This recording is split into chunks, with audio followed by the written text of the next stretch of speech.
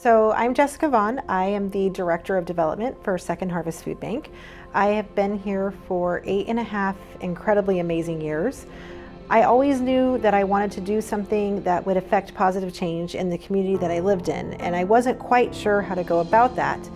This position came open, or a variation of this position came open, and I jumped at the opportunity.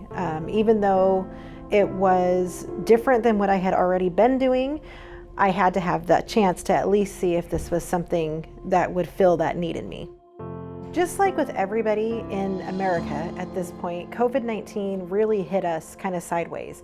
We weren't sure what the need was going to be. We were not sure if we were going to be able to purchase food or have food donated because there were some grocery shortages. So early on in the pandemic, we came up with something called the COVID-19 Response Fund. And it was just a basic request asking people if they would be willing to donate to help us if we needed to have access to large amounts of food right away.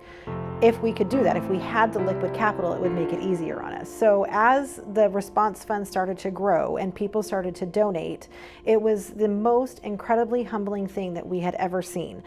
Donations were coming in from all over the place, online, through the mail, with little notes on them thanking us for the work that we're doing.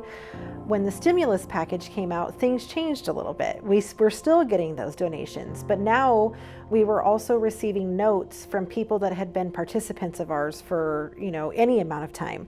And on the notes, it would say things like, "Thank you so much for helping our family when we needed it the most. Thank you so much for being there during my time of need. We really appreciate the service that you guys are offering." And I am a fundraiser, and I should just be able to bring that in and say, "Thank you, this is amazing." But a part of me stopped with every single one of those letters and wanted to send the money back, because these were people that were coming to us and getting that help that they very badly needed. But yet they wanted to, in some small way, give back to the food bank as well, that had given so richly to them. And in all of my years in food banking, that has probably been the single most humbling moment of my existence, is receiving those donations back from these people. Did I want them? No. I wanted them to keep that stimulus money for themselves.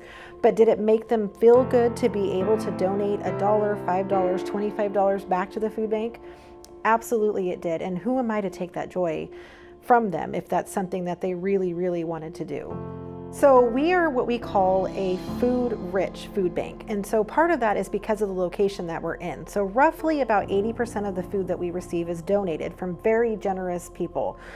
Grocery chains like Walmart, Save Mart, Safeway, Amazon, packing houses, warehouses, distribution centers, all of those places provide food to Second Harvest. It's a huge community and really corporate effort on our part. Just like any nonprofit, we have to fundraise. We write grants, we throw events, we do all those types of things, and we raise funds that allow us to actually purchase the food as well if we need to do that. So most of the food that you see in the warehouse and most of what we gave out on Saturday was donated product, but some of it we actually do purchase, and that's where our partnership with Feeding America comes in, because it gives us a larger buying power so that our dollar spreads a little bit further. Something that Second Harvest has always tried to do is that we've always tried to serve people with respect and dignity. That's been a huge thing for us from the very get-go. Our sole purpose in existing as a food bank is to love on our community and make sure that people understand that we are a safe place for them to go. We get it, we're not going to be able to end hunger in my lifetime or your lifetime, but what we can do is we can shorten that line with respect. We can shorten that line and we can show them that there are people out there that care for them. So when we do distributions like what we did on Saturday, which was a special holiday distribution, we want people to know that they can come to the food bank. It's a safe place to go. They're going to get good, nutritious, healthy food items that they can take back and cook for their families. We need them to understand that there's groups of volunteers that are ready and able to serve them with open arms, and we're happy you're here and thank you for coming. Because I think that there for a long time has been kind of a negative stigma around food banks, and people don't know how to ask for help or where to get help, or is it okay for me to come to the food bank and get help? And the answer is yes. If you're having any kind of an issue putting food on your table, we're going to ask you to pick up the phone and call us, or hop on our website, or come on down to one of our distributions. We're ready to help you.